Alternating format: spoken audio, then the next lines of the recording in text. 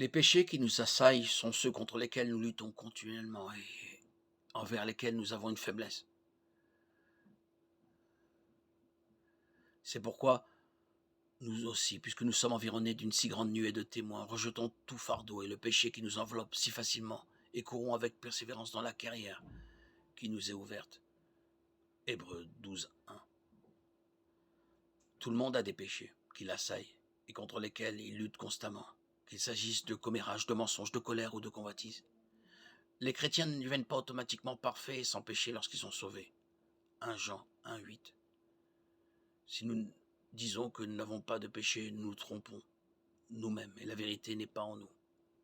Au contraire, nous continuerons à lutter contre le péché pour le reste de notre vie. Nous luttons constamment contre notre nature pécheresse, car ce que la chair veut est en conflit avec ce que l'esprit veut. Car les désirs de la chair sont contraires à ceux de l'esprit, les désirs de l'esprit sont contraires à ceux de la chair, car ils sont opposés entre eux, afin que tu ne fasses pas ce que tu voudras. Galates 5, 17. La Bible donne des exemples de personnes qui ont lutté contre des péchés qui l'assiègent. Abraham et Isaac ont tous deux commis le même péché à plusieurs reprises lorsqu'ils ont menti au sujet de leur femme pour se protéger. Genèse 12, 10. Genèse 20, 1. Genèse 26, 7, 9. Dans le livre des juges, Samson a lutté contre la luxure tout au long de sa vie, ce qui lui a causé de nombreux problèmes. Juge 14, 1, 3. Juge 16, 17. Juge 15, 17. De même, David et Salomon avaient tous deux une faiblesse à l'égard des femmes, et leur luxure s'est avérée problématique. 2 Samuel 11, 2. 1 Roi 11, 1, 4. Les péchés qui entouraient les hommes du Nouveau Testament ont également affecté ceux qui vivaient dans le Nouveau Testament.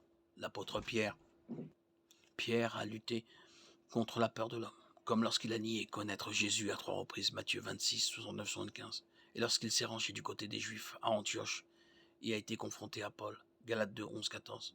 Les péchés qui nous assaillent ne doivent pas nous contrôler.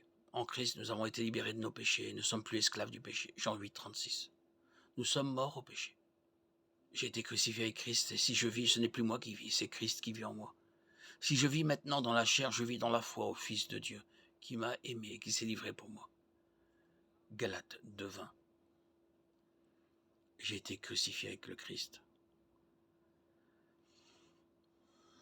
C'est le Christ qui vit en moi.